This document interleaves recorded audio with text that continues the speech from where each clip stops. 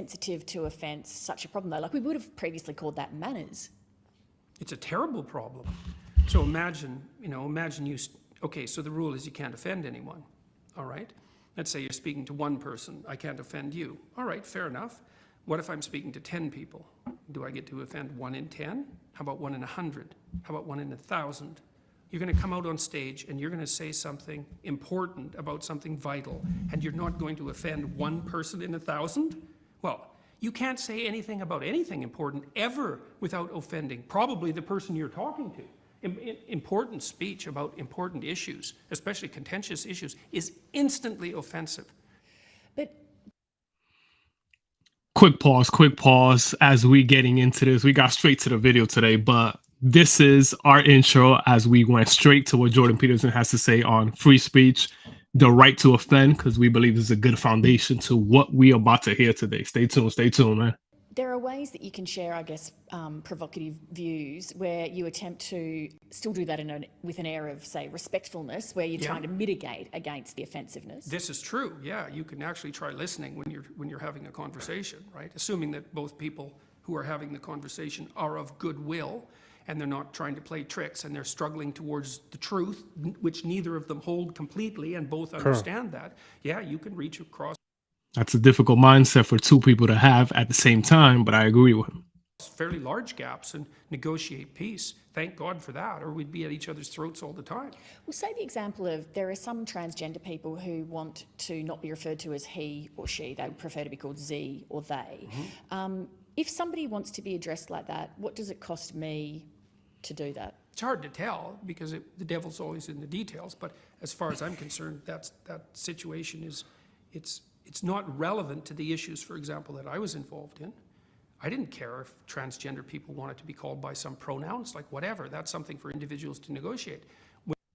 The government always tries to get these issues that are more individualized and make it like, you know, it's one person against this, you know, big organization, government, you know, but let's finish this video. When the government makes that a compulsion and insists in their legislation that biological sex, gender identity, gender expression, and sexual proclivity vary independently, it's like, no, they don't. That's wrong factually, and you're not going to compel my speech. I don't care what your damn justification is. So you see that as, am I right in that you see that as a curtailing of freedom? It's worse than a curtailing of freedom. It's a demand that the population uses a certain kind of linguistic approach. People don't understand. Look what he just said. That's provocative. It's more than just a curtailing of freedom. It's a demand that they're teaching you how to speak or forcing you to speak a certain way. People don't know how dangerous this is. But again, you know, I got to keep pausing it, but let's finish this. It's an appropriation of speech. There's no excuse for that. That never has happened once in the history of English common law, right? It's a barrier that we do not cross. Hate speech laws are bad enough. It's not like there's no hate speech. Like anyone with any sense knows that there's hate speech. Who's going to regulate it? Who's going to define it? And I know the answer to that. The last people in the world you would want to. And then we cross another barrier and we allow the government to compel speech for some hypothetically compassionate reason? No way. That's a really bad idea. What do you think about that intro, man? Well, I think he said some things there in terms of like, other than the ones that you've noted, but having a social responsibility. It's up to us to decide, right? Not alleviating a demand, right? When you said it in some of our pre-records for last week, that when the government comes in, they come in by force. They don't negotiate. The decision has already been weighed. This is not an issue about truth and not about fact. It's about a decision that's already been set. And when a decision has already been set, the government now imposes. And when they impose, it comes by force. The negotiation is over. We're past that. You get what I'm saying? So yeah, that's a good point, man. And just so we can kick this off correctly, Macho, so you get us in that intro, let me give people a quick overview. I want to hear your thoughts right there, right quick, but so people can know, we opened up with Jordan Peterson, free speech, and we're gonna talk today really about the implications of free speech. What's the importance of that in a society? Should it be limited? How can it be limited? And again, we're only Or gonna like, touch the surface, likely. yeah, Why? Because there's so much to this conversation. So there's like we tons. always tell our audience and our people, thank you everybody for joining. I see ya. Good evening, Felicia. Thank you again. We had some technical difficulties, so we had to have my man Macho, the co-star, as a guest today. So I'm kind of maneuvering, so just deal with us. We went live a little later than we wanted to, but nonetheless, we still here. We made it. We still live. So hope you Show guys must stick go around. on, baby. Show must Let's go go. on. Talk to us, Macho. So basically, where we're going at is we're doing our mind your business segment a bit differently, it appears, and we're also shooting from the hip, folks. Like we don't Mhm. have this elaborate, laid out conversation. We're just having a conversation over a drink. That's what we like to do here at Drinks with a Nobody. Right now, today, I'm drinking a water. I have to go to work tonight, so I can't really have an adult beverage. But it could be a drink of your choice. It doesn't have to be any drink. We want to sit down, have an hour to discuss, have half an hour to discuss some topics, some tough topics, and doesn't have to be textbook, doesn't have to be a high level way of thinking, but on the basic level, we want to employ to all types of people, all types of thought process, whether you're on the right or the left. We want to do that here at Drinks with a Nobody. We want to have a discussion on some of the divisive topics that are happening in society today. And what better way to Nice. do that than to do that over a drink? So if you're tuning in, if you saw some of our pre-records, if you even saw Savory's live and you jumping over here, it's a little bit of different format. We're not doing so much listening, but we're doing more sharing our thoughts. Facts. Yeah, thank you for sharing that, man. For that segment, so we can kick it off right away. That's our My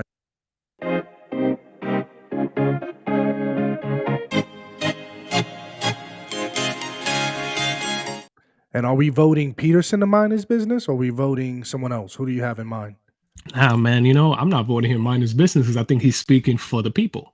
If you Facts. speak for the people, I'm going to allow you to speak because I feel like you're not being arrogant in knowing the answer. You're just saying, look, like he said, if we can get two people at the table speaking about free speech with an open mind, right? Open perspective, knowing that none of them hold the full truth, then we can move somewhere. But our country and our politicization of all these topics has gotten us to a place where what Jordan Peterson said doesn't really happen often. So yeah, I vote him not to mind his business, I man. Keep vote talking him. about these things. I second that vote. I vote him not to mind the business, not to that he speaks for the people. The only difference is that he speaks with the understanding that he doesn't know everything. He doesn't hold the keys to truth, but he also knows that the devil's in the details, right? Mhm. So we have to work out those things, and we have to uh, um, figure out the nuance. Like I said, I've said this before, Savory, that a debate is not meant to be watched about who wins and who loses. That's very shallow.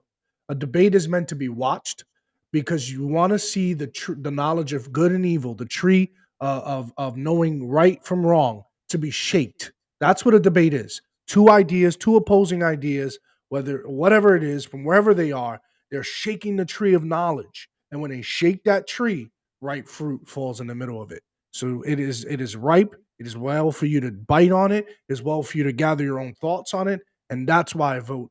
For a man who has that thought process, who understands that, it's highly impossible to debate Peterson because he's not talking from the place where he knows the truth. He's talking from a different place where he's looking for the truth. So it's very difficult to debate a guy like that. So I second that. And I Facts. see Felicia here. She She also thirds that. votes. Yeah. Yeah. She's with us on here. You had a video there, Macho? I do. That's for Sip on Facts. That's for Oh, later. that's okay. Okay, that's for later, guys. Just gave you a sneak peek of what's to come later. Stick around. Macho got a video for us at the end. So, what I wanted to do here, check this out. Macho, Ooh. have you heard of this? Have I heard of this? And what do you think about it before I play these videos? First I off, think I I want to start violate reverse. this. Let's share our thoughts before I play the videos. I'm very I, curious on what you think about I it. violate this all the time, just naturally. I violate microaggressions. I'm We from won't New say where York you City. work, but I'm guessing some of this goes on where you work, all right? Oh yeah.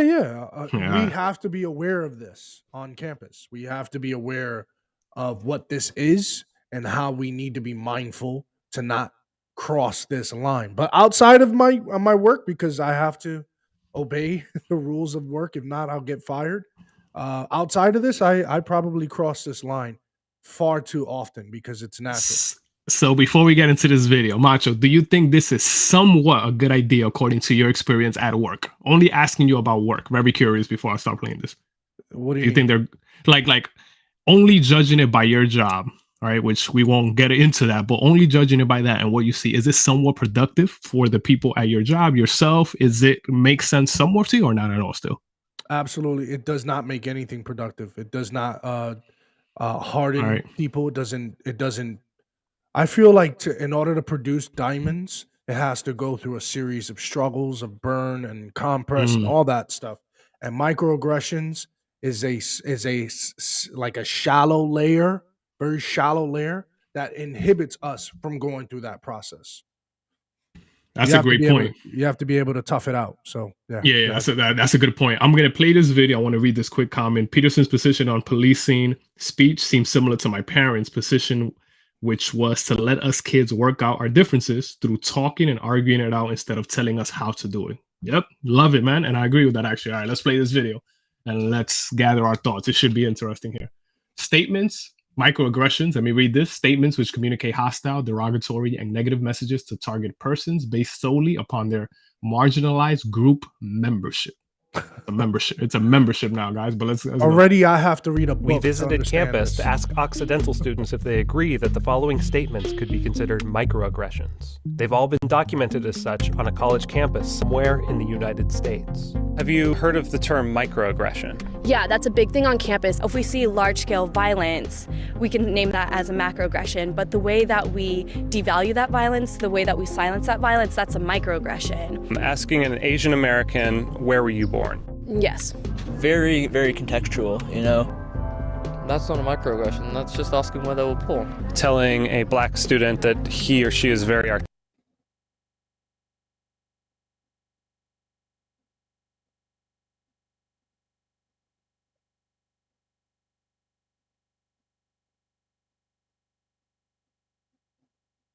articulate. That is, yeah. Yes. What about saying all lives matter? I think because the history behind Black Lives Matter, it's kind of like appropriating a statement that was created specifically to talk about Black lives being lost to police brutality. So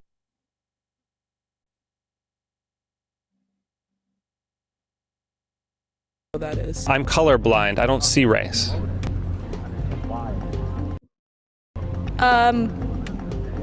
Possibly? I believe the most qualified person should get the job. Qualifications aren't really the only thing you should consider when hiring someone. But if you're saying that the most qualified person is someone who is not a minority or not of a religion you believe in, then yes, that'd be a microaggression. Saying God bless you after somebody sneezes. Oh, that would be a microaggression because of different religions. Yeah, it could be a microaggression to someone who doesn't believe. All right, Macho. What do you think about some of these microaggressions? We talk about God bless you. The most qualified should get the job. All lives matter. These are considered microaggressions that we need to be really careful on campuses. To put it in context, what's your thoughts on that? In their defense, they're simply just doing this because they have so many different people with different social norms. We're talking about everywhere across the board. Like these universities, these are usually happening in major universities that embody a large amount of different type of social groups, cultural, they cross those lines. So what is deemed acceptable to an American may not be deemed acceptable to a British or someone who is from China. These social norms are different, right, across the board. So they embodied this sort of thought process to kind of govern the student body to some extent. I'm only saying that knowing it, working for a university, but I'm not saying this in defense for them. I'm saying we have to understand what we debate. Meaning, like, if we have all these groups of people with different social expectations, then how do we have them in this group, in this one area where we could allow learning to happen, and then we can allow, in their mind, we could have a safe space. You get what I'm saying? Yeah, but and that seems such an idealistic view to it, right? It's like, for example, it's like, all right, are supposed to separate different ideas, right, in different categories, and then make sure that each person doesn't, making sure that each person doesn't get offended is not a good way to approach things. Like, that's just not reality. That's all. Like, I keep it simple. Common sense tells me that's not life. That's not reality. Life can get dangerous, and we need to learn how to deal with that effectively, efficiently through communication. If not, It's you inherent. won't go far in life. It's So inherent. these things are crazy. And I only played, this is 8 minutes, so they're asking people all types of questions of things that are considered microaggressions. All right. So when I think of these microaggressions, I'm like, wow, it's almost like there's a lot of things you can't say. I think that's just a dangerous, place to be when you can't say certain things. This is not just for the student body. This is for the entire campus. If you even work there, this pertains to you. You get microaggression training. This is considered sensitivity training. So again, All their staff gets that. everybody does. Everyone does. Microaggressions are it's one word. Is literally taken extremely seriously in these in major universities. Right, you have smaller universities that don't comprise of that much different people, right, or different kinds of people, like races or from different countries. There's certain universities that literally just have maybe one or two different cultures, and that's it. Yeah. So they don't necessarily gear themselves, because again, the pervasive ideology is saying, what could we do to diversify our community, or what could we do to be more inclusive, right? And we need to remove the microaggressions, and we need to monitor that or police that, so that our group could be more embracing and more tolerant and more accepting, so we can elevate our thinking standards. But the Does the contrary opposite has been though. happening. It's been doing the opposite, exactly. And Yeah, the because when you university, elevate one thought and the other one is not acceptable, what you do is you centralize your think tank, right? And you exactly. say, oh, I don't want to hear this. I can't hear this. This person shouldn't speak, which is why we get the protests of certain speakers not speaking, which is the university is supposed to be the complete opposite of that, right? If I understand correctly, when you go to university, what is it? You're supposed to hear ideas that completely rock you, might bother you, offend you. That's the whole point. That's how you sharpen your mind, your thoughts, and you become your own person. This is how we get the greatest thinkers. This is how, you look at Oxford, people like C.S. Lewis was debating people who totally disagree with his stance, but that sharpened him and sharpened the other person as well. If we take away that from university, this is where my crazy mind comes in, where I'm like, man, is this intentional? Because it seems innocent, right? It seems like it's not a big deal, but I'm like, this could cause great consequences. It's purely intentional, and it becomes indoctrination. It's not about education anymore, because education is a wide open. It's like an ocean to me. It's dangerous. It's rocky, and it's got its waves. It's back and forth. That's what education should be. There should be, of course, you're going to centralize it, and you're gonna hone in as to what part of the ocean you want to study. You're not going to study the whole entire ocean. But again, that's what the education system should have been. It was this until they started allowing so many kids to come in. And why? Because the federal government started giving out loans like it was candy. And when they're giving out these kinds of loans, now you're bringing in everyone into this mix, not even high level thinkers. So you think that was it, that all the diversity actually caused this, the effect of all the acceptance, diversity actually caused some of this? Quote unquote diversity. Because they're they're looking for diversity. What is diversity? What is it? And why do we need to chase it? It's not a goal. This is not something that you get a gold sticker for. It just so happens it's inherent. So if you have Oxford, for example, in 1968 or 1965, 1963, where you had the major famous debate between William F. Buckley and James Baldwin, and you had and they're doing this debate in Oxford in front of a mixed crowd, majority white, but you had black people there. You had Indian from India. You had so many different people there listening in on this debate. It's inherent. It's gonna happen. Diversity comes with a group, with an establishment.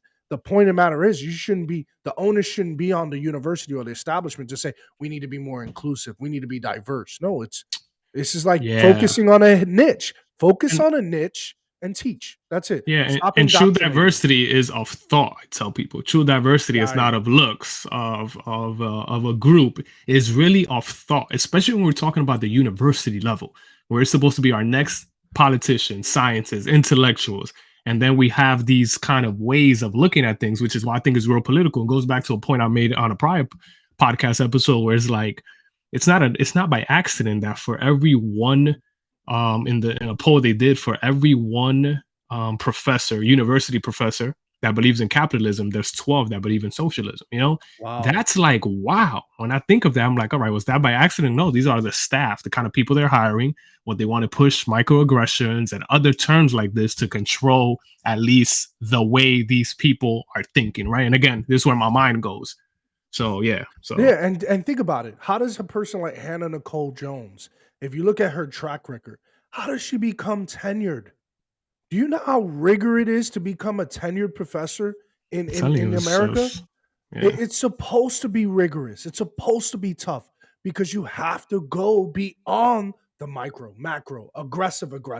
You have to be able to stand the test of time with your educational ideology, with your studies, with your viewpoint, defend your thesis, write books on it. And that's what certain people have been able to sustain. For example, you have the Milton Friedmans, the Walter Williams, the Thomas Sowells, who've wrote dozens and dozens of books, who have faced massive amount of criticism, and it's sharpened them.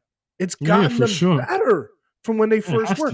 And if you remove that lens, you create snowflakes, and now you're afraid to say what you want to say, or depending on what political ideology you're on, you get to say whatever the hell you want. Exactly. So do you see where it gets tricky? That's a good transition for me, because depending on your ideology and if it's the dominant one in your university or in your context, you're able to dictate who should speak, who should not speak, right?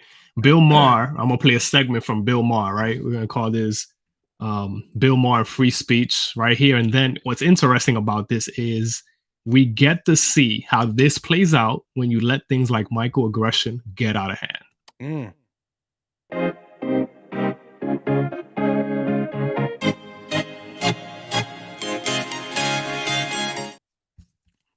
So nobody versus the experts.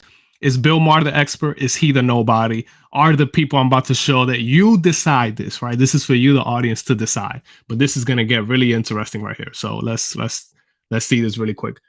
Let me read this right quick. That's why more young men are flocking to the intellectual dark web, which Peterson is a part of, and running away from the church. Yeah, wow. Oof, that's a whole different topic I'd love to get into.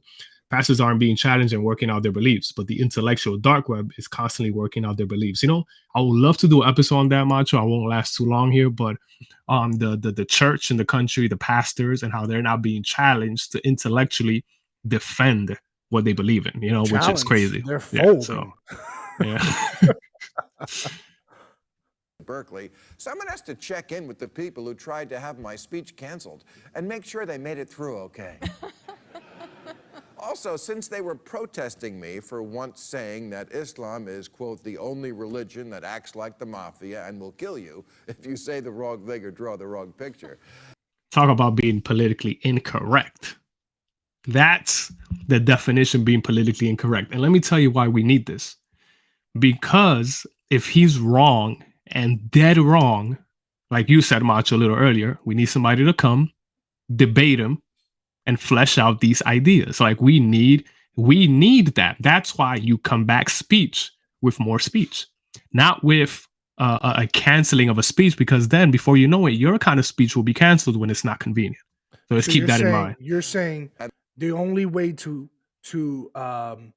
challenge someone else's free speech is with free speech. Exactly. Not bridled with dictatorship by the government arm to say, well, you just violated guidelines. Let's get you out of here. right? Yeah, it doesn't lead us nowhere. Yeah, and then take a look at what happened in this university, going off what we were going through. And I think I chose this to play next because it comes from the microaggression mentality to this. And then 2 jihadists gunned down 12 people in Paris for saying the wrong thing and drawing the wrong picture. You have to tell me, where do I go to protest you?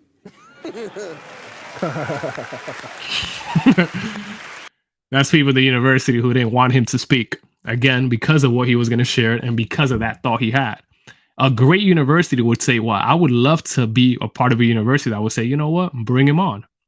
Let's challenge him. Let's expose him. That's beautiful to me. That's free speech. I'm like, all right, let's learn. They don't do that anymore. No.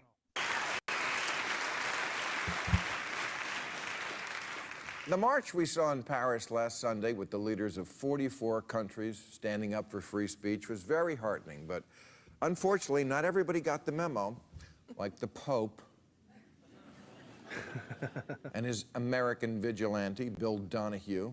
Bill's the head of the Catholic League, and as such, he's called me an anti-Catholic bigot so many times, it's now my ringtone. Bill also once took umbrage at my stance on pedophilia. I'm against it. It's so crazy how he probably said something in relation to that the politicization of our country, or political correctness, better said, probably misconstrued that or purposely misrepresented what he said. Because come on, bro, like, you wouldn't be on TV if you support pedophilia. We all know, but people still go out of their way to twist that truth. But let's play another quick minute here. 30 seconds. And threaten to, I guess this is a Catholic thing now, punch me in the nose. Because whether you're representing the Prince of Peace or the religion of peace, threatening violence is a great way to drive home the point that you're secure in your medieval beliefs. Last week, Mr. Donahue wrote that it was too bad Charlie Hebdo's publisher, quote, didn't understand the role he played in his tragic death, which is like saying the rape victim didn't understand that her clothes were too provocative.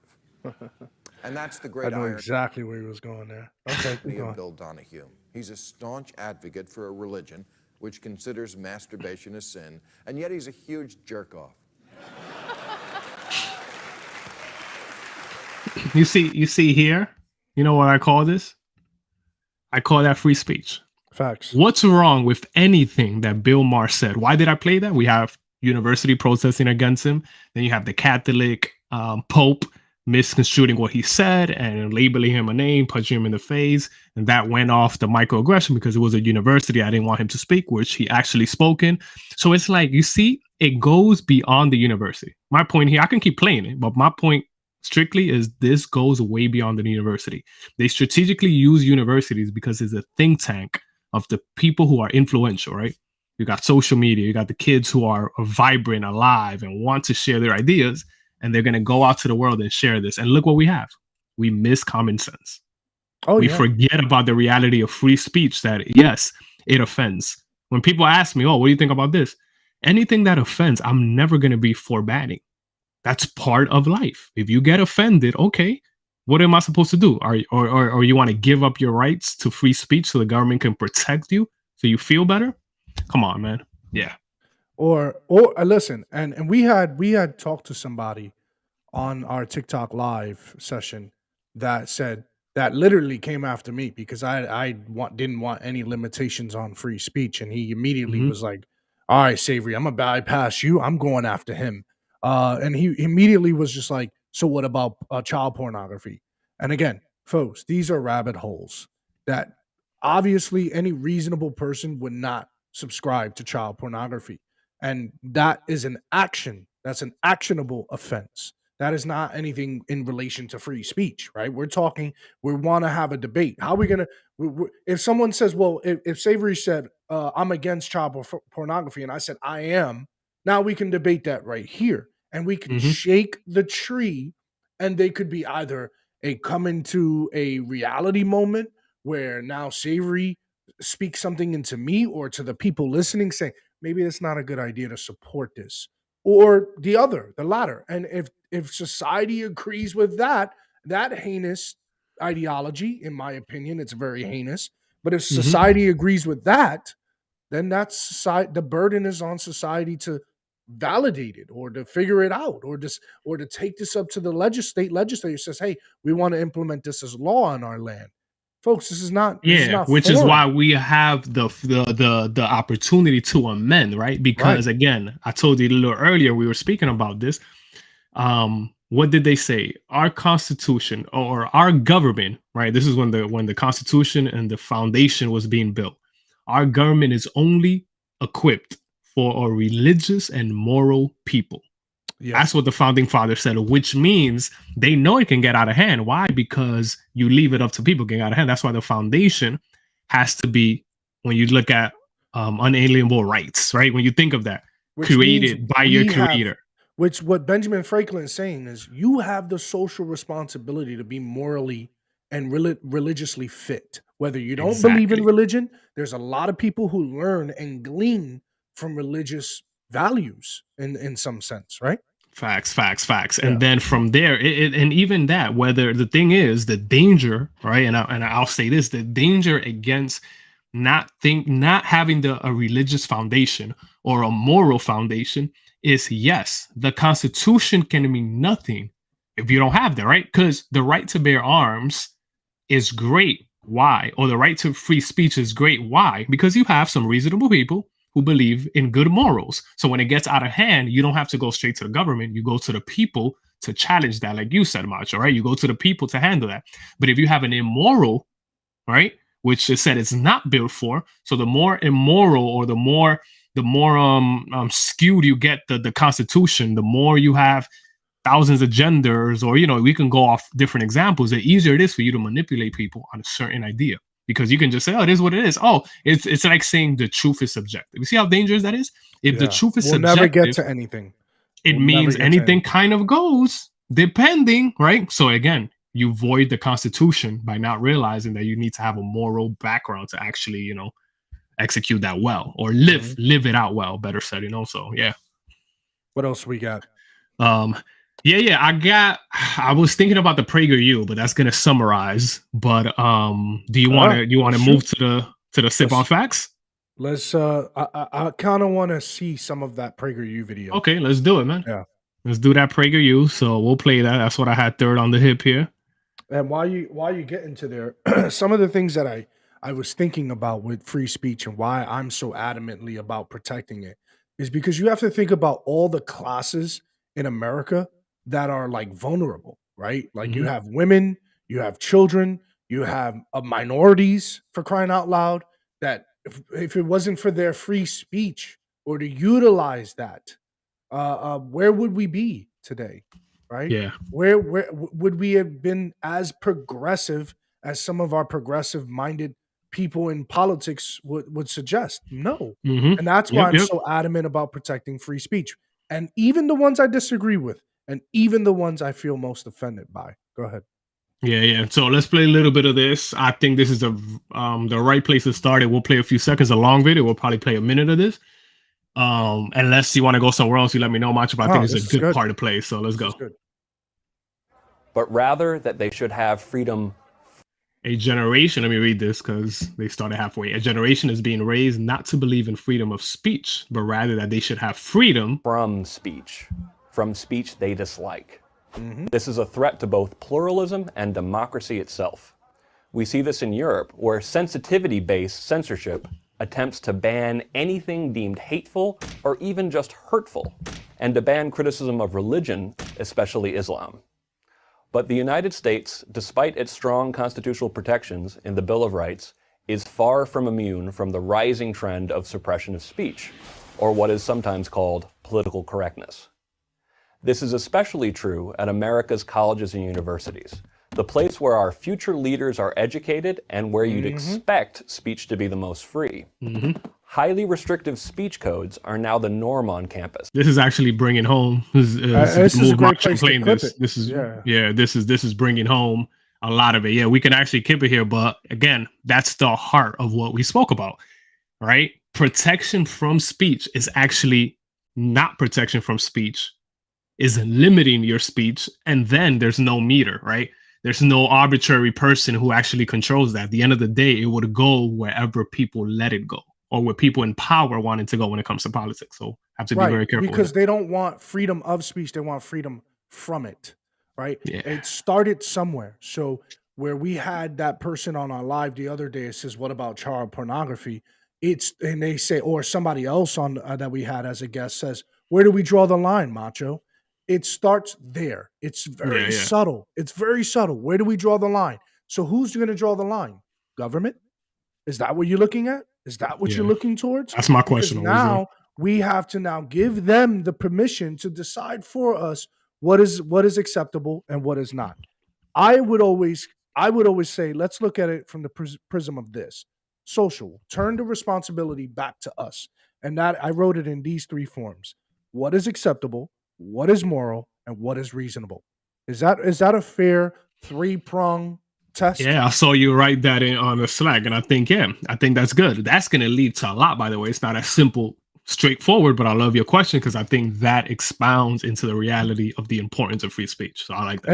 And there's a reason why I write that, because in this next video clip that I have here, I want to on Sip on Facts in this segment, I want to first lay out an introduction. So let's roll that Sip on Facts graphic.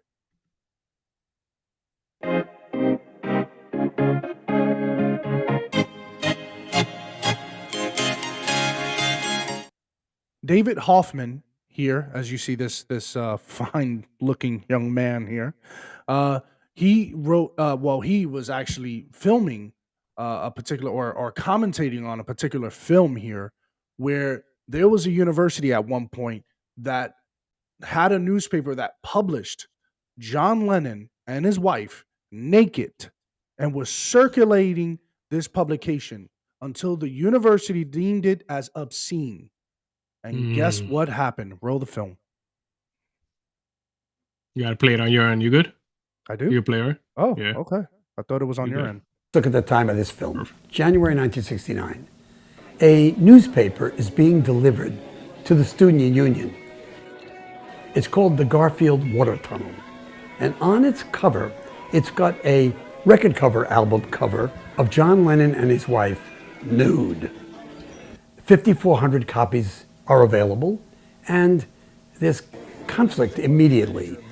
One day later, the university pulls the newspapers from sale, saying they are obscene. Obscene is this cover, but really they're attacking. So the university said this was obscene. This is not right. Go back to the cover, Macho. Play that. Leave that cover up there. I just want to see what that cover was. It just has it. It's censored. Oh, that's what it was. Okay. There are multiple. Okay. Obviously, there are multiple pictures within this newspaper, in this publication, that shows several pictures of him and his wife naked at the time, and they're circulating this newspaper around the university.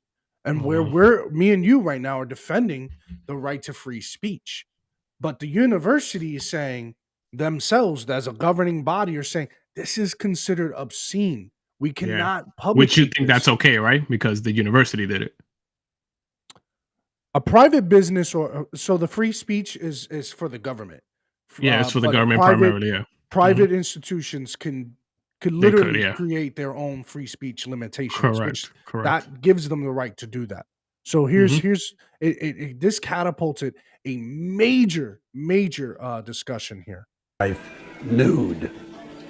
5,400 copies are available, and there's conflict immediately. One day later, the university pulls the newspapers from sale, saying they are obscene. Obscene is this cover, but really they're attacking more than the cover. They don't like this at all. If the water tunnel had been left alone, as so many people were saying, then it would have died on its own.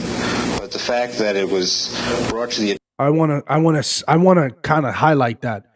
What he's saying is that the social responsibility is, if you ignore this, if you leave this alone and you don't give into it, you don't feed into this, it'll die on its own. Do you agree or disagree with that, Savory? I gotta think about that. That's interesting. I'm wondering if that would be the case, but I kind of agree with that now that I think about it a little more quickly. Because I guess if nobody's paying attention to it, right, it leaves it on its own, or no one's feeding into it. No one's buying, no one's giving this any fire. But when you oppose it, it causes a lot more. Yeah. It's almost like, all right, you don't want me to watch this? All right, now I'm gonna watch it. Yeah. I'm with you. Yeah. Attention of the students as being below their moral standards or being below the moral standards of the university. And the other part here is, when you decide this for them, are you deeming us immoral that you have to make the decision for us? So I'm going to stop stopping this here, but I have to highlight some of this gentleman is speaking some serious high level thinking stuff. I'm not saying he's right. I'm saying you have to go above a few layers to really think, and virtually this is very simple minded thinking in all honesty. So students in a sense rebelled because this was. I'm sorry, Xavier, go ahead. No, I thought you were going to cap it there. Keep going till you want to. Go ahead. A standard set by a parental type group, the administration. What's the secret to look better on video calls? No. It's all about. We got ourselves an ad here. Got the ad coming. I'm back. You got to understand universities at that time. Many universities practiced in loco parentis, where you're parents but not. That's what the university saw its job at, to act as the parents. The students, me being one, although I was not a protester, felt, university, get out of my life. I'm between 18 and 22 years old. I don't need you to be concerned about things like obscenity, which was in effect not freedom of speech, blocking freedom of speech. The next day, the sheriff arrests the editors of the Garfield water tunnel on obscenity charges if they are convicted. Which at the time, again, I wanted to just kind of highlight, as we go further in this, we're done here. We're going to clip it here for the sake of time. But as you go further, you will notice that the student body comes in large numbers defending the right for this person to publicate this. So here's my point in all this. Here's some facts to sip on. It was okay to defend some form of obscenity then in 1969, but it's not okay in 2021. And this is where I start to say these are rabbit hole arguments. Again, that's the cultural difference of the morality of a culture, of the demoralization of a culture, I believe. So that's a great point. So you argue to defend obscenity, but you're arguing it against, after the obscenity is somehow, fits within this, there are other layers to this, Savory, which the Miller test, which deciphers whether it's deemed obscene or not, or it can be art. That's why you see it in obscenities in our movies. It's deemed art. It's artistic. So it's allowed. But if you look today, where that young man just asked me that question, what about child pornography? You should be thinking about why did socially did we allow obscenity to even enter the public domain into our eyes? Yeah, that's great. And we got a comment here to bring some of what you said home that I found really interesting. He calls it the Streisand effect. And I actually looked at it really quick. Streisand effect. Phenomena that occurs when attempts to hide, remove, or censor information has the unintended consequence of increasing awareness of that information. And he wrote a comment, which I think is great here. Barbara, how you say that last name you said? Barbara Streisand. Streisand went to great lengths to keep her property off the internet, which backfired, and everyone went live at her front door. Laugh out loud. You see, so we have this effect of the more you tell people what they can't do, they're gonna do it, rather than just letting it flow, combat it. That's kind of the culture we live, especially I would say this, the American culture, right? We were built on a rebellious nature. I tell people, the country in itself has a rebellious nature, which I think is a beautiful thing. So, I also want to share this. It's a dangerous and beautiful thing. Yeah. Yeah. I also want to end this in closing and read the First Amendment, so we can know it's primarily for protection against the government, and then the nuances in between get more difficult. Congress should make no law respecting an